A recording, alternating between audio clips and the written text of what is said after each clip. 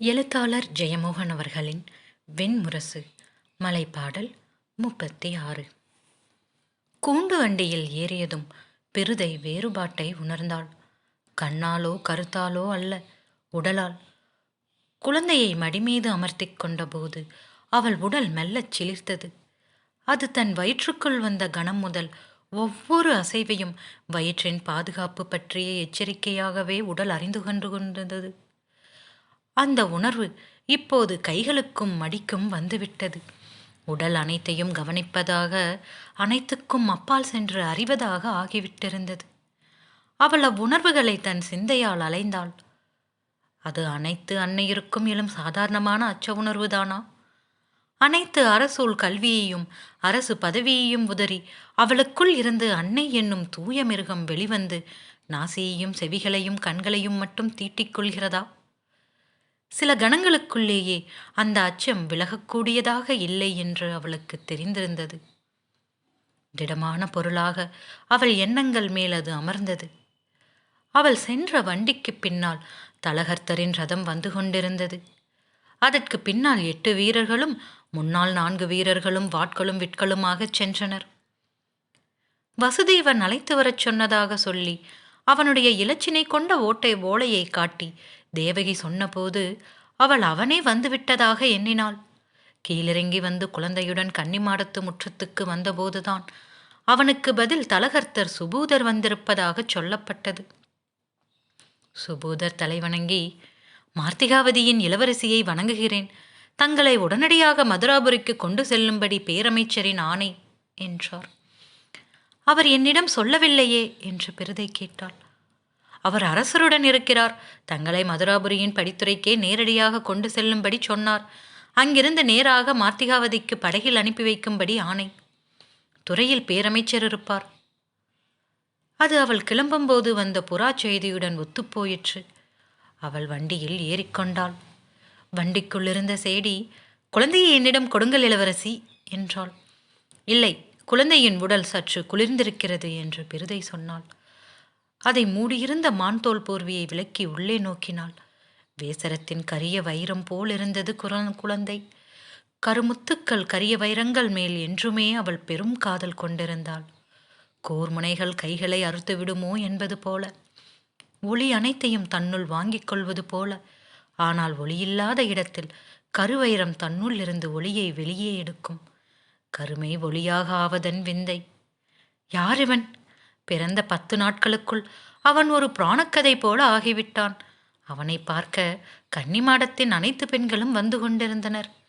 மறைந்திருந்து கண்கள் மலர நோக்கிய பின் பெருமூச்சுடன் திரும்பிச் சென்றனர்.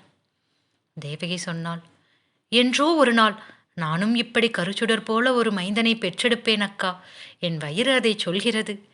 சிரித்தபடி அவள் தலைமுடியை தொட்டு அவ்வண்ணமே ஆகுக என்று பெருதை வாழ்த்தினாள். சேடி கூண்டுக்குள் தலையை சாய்த்து கண்மூடியதும் பெருதை கூண்டின் மூங்கில் சுவரை தன் சுட்டு விரலால் கிழித்து துளைவெளியாக வெளியே நோக்கினாள். சுபூதர் நிலை கொள்ளாமல் ரதத்தில் இருப்பதையும் 2 பக்கங்களையும் நோக்கிக் கொண்டிருப்பதையும் கண்டாள். கவலையும் எரிச்சலுமாக அவர் கைகளை வீசி ஆணைகளை பிறப்பித்துக் கொண்டிருந்தார். அவரை தொடர்ந்து வந்த வீரர்களில் ஒருவன் குறைவதை கவனித்தாள். அவன் அவர் பேசிக்கொண்டிருந்த போது சற்று தள்ளி நின்று கவனித்துக் கொண்டிருந்தவன் என்றும் உணர்ந்தாள். அத்துடன் அவளுக்கு அனைத்தும் உறுதியாகியது. மதுராபுரியின் இளவரசனை பற்றி அவள் நன்றாகவே அறிந்திருந்தாள். அவனை பற்றிய அச்சமே மார்த்திகாவதியின் அன்றாட அரசியல் பேசுபொருளாக இருந்தது. அவனுடைய விருப்பங்களின் எல்லை என்ன என்பதை அறியாத யாதவர்கள் இல்லை. வசுதேவன் அவனை பற்றி அறிந்து கொண்டிருந்ததை விடவும் பெரிதை அறிந்து கொண்டிருந்தாள். அல்லது வசுதேவனையே அவள் அவனை விட நன்றாக அறிந்திருந்தாள். ஒருமுறை மார்த்திகாவதியில் யமுனை கரையில் உரையாடி கொண்டிருந்த போது வசுதேவன் கம்சனை பற்றி சொல்லி சிரித்தான். பீஷ்மர் வனம் புகுந்த காலம் அது. பீஷ்மர் திரும்பப் போவதில்லை, அவர் துறவியாகிவிட்டார். முன்னரே நைஷ்டிக பிரம்மச்சாரியாக இருந்தார் என்கிறார்கள்.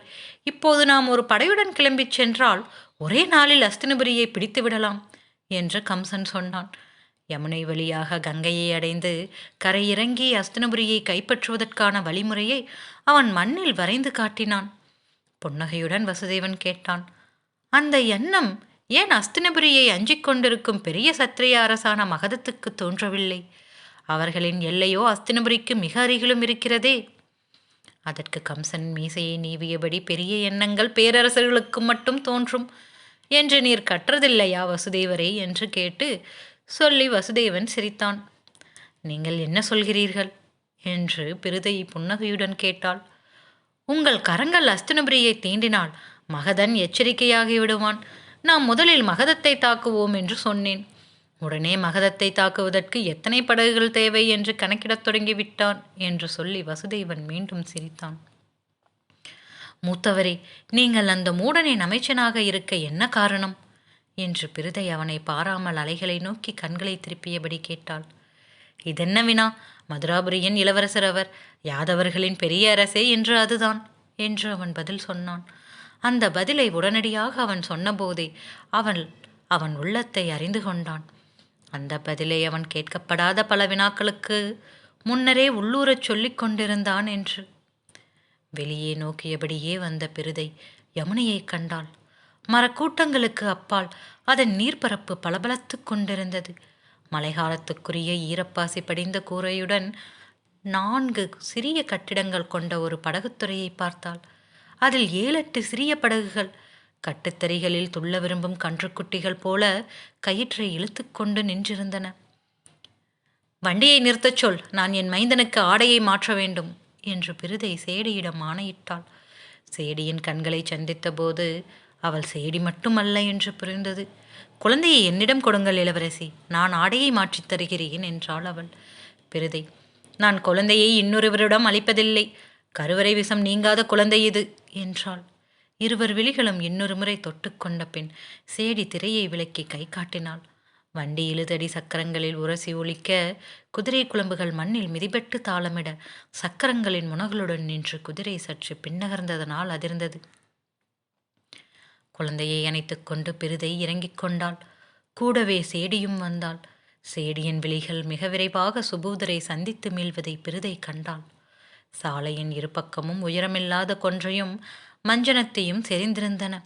மழைக்காலத்துக்குரிய இலைதலைப்பு பசுந்தரை போல மூடியிருந்தது. அவள் சாலையில் ஓரத்திற்கு சென்று அங்கிருந்த பெரிய மருது மரத்தின் மறுபக்கம் சென்றாள். சேடியும் துணைக்கு வந்தாள். பிருதை திரும்பி, நீ அப்பக்கமாக விலகினில், நான் என தொடங்குவதற்குள் அவள், நானும் உடனிருப்பது தலகர்த்தரின் ஆணை இளவரசி என்றாள். மிக நுணுக்கமாக அவள் கண்களில் ஒரு கடுமை வந்து சென்றது. ஏன் என்று பிருதை கேட்டாள்.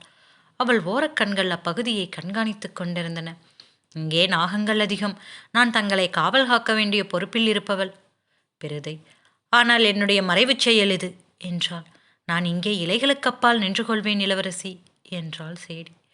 பேசியபடியே நடந்து விலகி வந்த பிருதை அந்த இடத்தை பார்த்துவிட்டு அது மறைவாகவே இல்லை என்பது போல பாவனை காட்டி மேலும் சென்றாள். மிக விலகிச் செல்ல வேண்டியதில்லை இளவரசி என்று சொல்லிக்கொண்டே இலைகளை வளைத்து ஒடித்தபடி சேடியும் பின்னால் வந்தாள். இந்த இடமே திறந்து கிடக்கிறதே என்று சொல்லிக்கொண்டு பிருதை மேலும் முன்னகர்ந்தாள். இலைகள் முழுமையாகவே அவர்களை சாலையில் நின்றவர்களிடமிருந்து மறைத்தன. குதிரைகளின் செருக்கடிப்பும் காதடிப்பும் குழம்பு மிதியும் கேட்டன. கூடவே மெல்லிய முனகல்களாக அவர்கள் பேசிக்கொள்வதும் வண்டி சக்கரங்கள் அசைந்து முனகுவதும் ஒலித்தது. சுபூதர் உறக்க கனைத்த போது சேடி, இளவரசி, இந்த இடம் சரியானது என தேவைக்கு மேல் உறக்க பதில் சொன்னாள். பிருதை மேலும் சற்று முன்னகர்ந்து, இந்த பள்ளத்தில் சேறு இருக்காதல்லவா என்றாள். இல்லை, இங்கே நீர் தங்குவதில்லை. யமுனை மிக அருகே உள்ளது என்றாள் சேடி.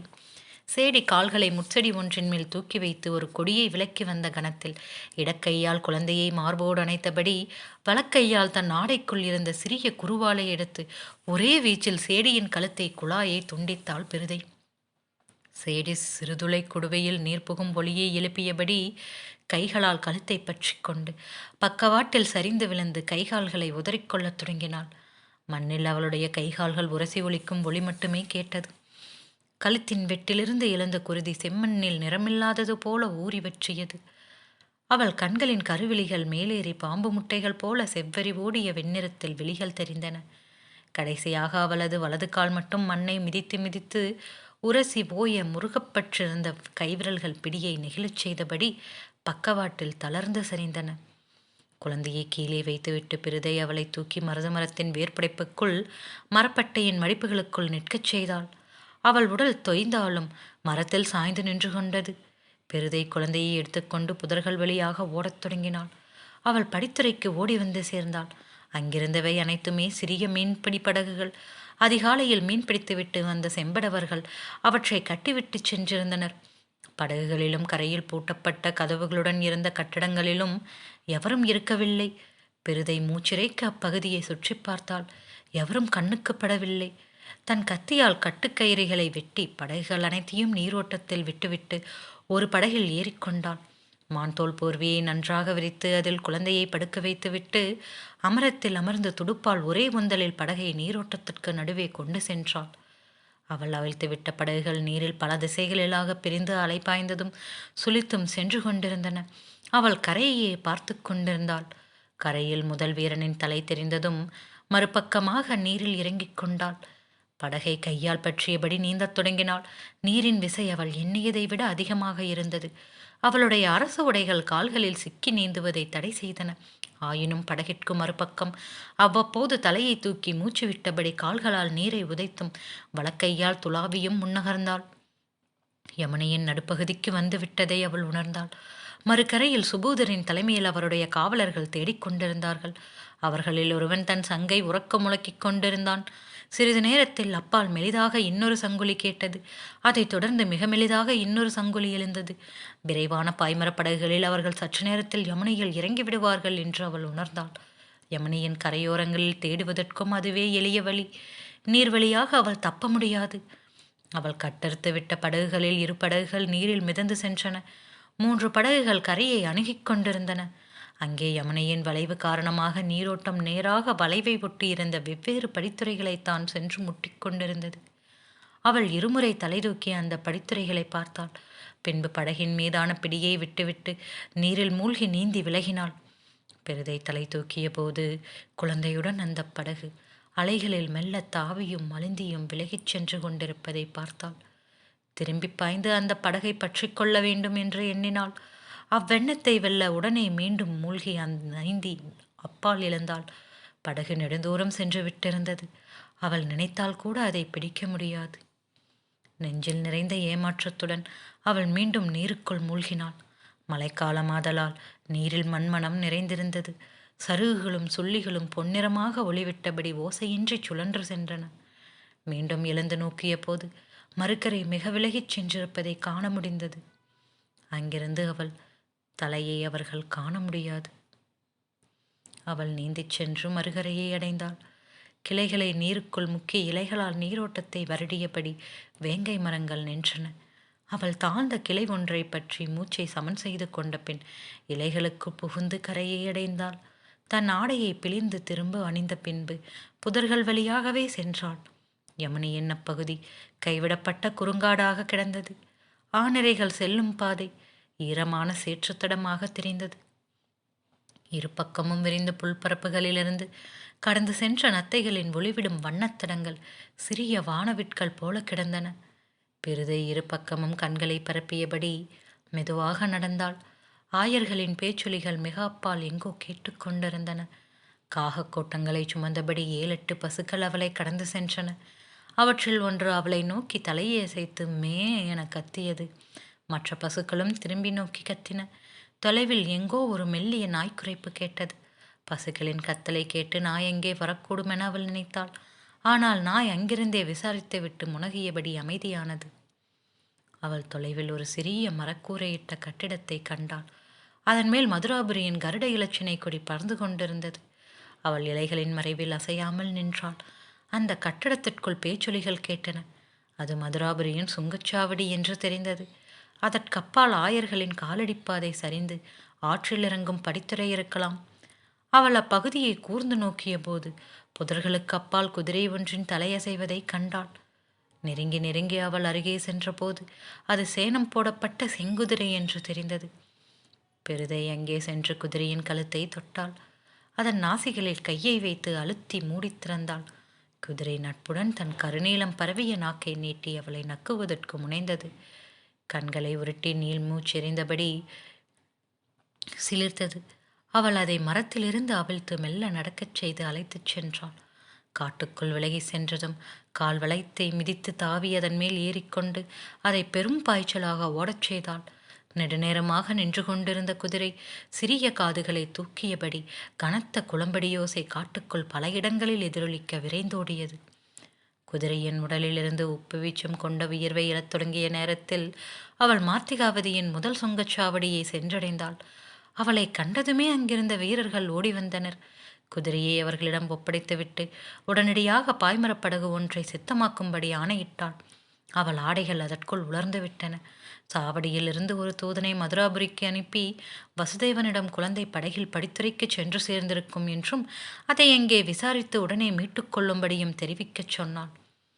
அன்று மாலையே அவள் மார்த்திகாவதிக்கு சென்று சேர்ந்தாள். அவளுடைய படகு படித்துறையை அணுகும்போது அவளுக்காக அமைச்சர் சந்திரசன்மர் காத்திருந்தார். அவளிடம் என்ன ஆயிற்று என எதையும் வினவுவதற்கு முன்னரே அரசர் அவளை பார்க்க விளைவதாகச் சொன்னார். நான் அந்தப்புறம் சென்றுவிட்டு மன்னரை அவரது மந்திரசாலையில் சந்திக்கிறேன் என்று பிருதை சொன்னாள். சந்திரசன்மர், அரசர் பெரிய எதிர்பார்ப்புடன் இருக்கிறார். அஸ்தினபுரியின் தூது என்பது நமக்கு அளிக்கப்படும் பெரிய வாய்ப்பு. மதுராபுரியின் மன்னர் மரணப்படுக்கையில் இருக்கிறார் என்கிறார்கள். அதன் பின் அந்த அறிவிலி பதவியேற்கிறான். அவனிடமிருந்து நாம் தப்புவதற்கான வழி அஸ்தினபுரியை இறுகப்பற்றிக் கொள்வது மட்டுமே என்றார். பிருதை தலையை அசைத்தாள். அவளுக்கான ரதம் வந்து நின்றது. சந்திரசன்மர் அவளிடம், நான் ரிஷபரை நேரில் சென்று வசுதேவரை பார்க்கும்படி அனுப்பியது இதனால்தான். அவர் இன்னும் வந்து சேரவில்லை. வசுதேவரின் புறா ஓலை வந்தது. அவரே தாங்களை அழைத்து கொண்டு இன்று மாலைக்குள் வந்து சேர்வதாக சொல்லியிருந்தார் என்றார். பிருதை, நான் விரிவாக மந்திரசாலையில் அனைத்தையும் விளக்குகிறேன் என்ற பெண் ரதத்தில் ஏறிக்கொண்டாள். அவள் அந்தப்புறத்தில் நுழைந்து தன்னுடைய மஞ்சத்தரை நோக்கிச் செல்லும் போது சேடி சுசுமை அவள் பின்னால் வந்து, இளவரசி, தங்களுக்காக அரசி காத்திருக்கிறார். தங்கள் வருகை பற்றிய புறா செய்தி வந்ததை அமைச்சர் அரசியிடம் சொன்னார் என்றாள். வருகிறேன் என்று சொன்னபடி அவள் மஞ்சத்தரையை திறந்தாள். அவள் விட்டு சென்ற அதே வடிவில் தூய்மையாக வைக்கப்பட்டிருந்தது மஞ்சம். அவள் சாளரத்துக்கு வெளியே இருந்த மரப்பட்டை கூண்டை நோக்கிச் சென்றாள். சிவந்த பாதங்களும் நகங்கள் போன்ற அழகும் கொண்ட வெண்புறா அதற்குள் அமர்ந்திருந்தது. பிருதை தன் நெஞ்சை பற்றி கொண்டு சில கணங்கள் நின்றாள். அந்த புறாவை பற்றி அதன் கால்களில் இருந்த செய்தியை நோக்க அவள் அகம் துணியவில்லை. கால்கள் வலுவிழப்பது போல, தொண்டை வறண்டு விடா எறிவது போல, கண்களில் பார்வை அலையடித்து ஒளி இழுப்பது போல தோன்றியது. மூச்சை இழுத்து விட்டு கொண்டாள்.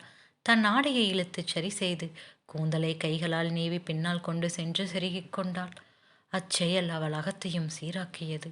சாளரத்தின் வழியாக கையை நீட்டி அந்த புறாவை பற்றி அதன் இறகுகளுக்குள் இருந்த மெல்லிய கம்பியால் கட்டப்பட்டிருந்த ஓலைச் சுருளை எடுத்தாள். அவள் ஏன் அத்தனை பதறினாள் என்பதை அதை வாசித்த போதே உணர்ந்து கொண்டாள். ஏனெனில் புலன்களுக்கு அப்பால் ஆன்மா அதை முன்னரே உணர்ந்து விட்டிருந்தது. யமுனையின் படித்துறையில் குழந்தை ஏதும் வந்து சேரவில்லை என்று தேடிக்கொண்டிருப்பதாகவும் வசுதேவன் எழுந்திருந்தான். பெருமூச்சுடன் அவள் மஞ்சத்தில் அமர்ந்து கொண்டாள். அப்போது ஓர் எண்ணம் எழுந்தது. அதுதான் அந்நிகழ்வுகளின் இயல்பான உச்சம். அதை சென்றடைவதற்காகவே அதற்கு முன்னால் நிகழ்ந்தவை அனைத்தும் நிறைவகுத்தன. அந்த ஒரு நாளில் அவள் மொத்த வாழ்க்கையும் இரண்டாக பகுக்கப்பட்டு விட்டது. வெண்முரசு தொடரும்.